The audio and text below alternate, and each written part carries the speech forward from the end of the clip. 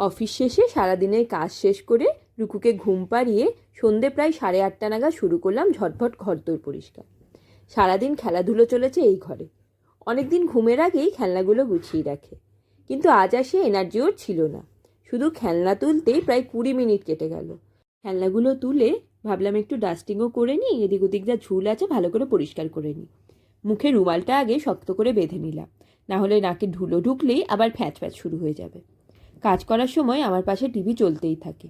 আজ নতুন কিছু আর খুঁজে পেলাম না, তাই চালিয়ে দিলাম কভি খুশি কভি গম।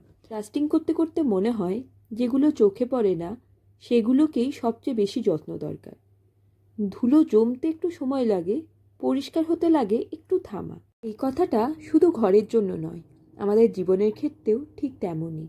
যখন আমরা থামতে শিখি তখনই নিজের ভেতরের অগোছালোটুকু আস্তে আস্তে পরিষ্কার হতে শুরু করে।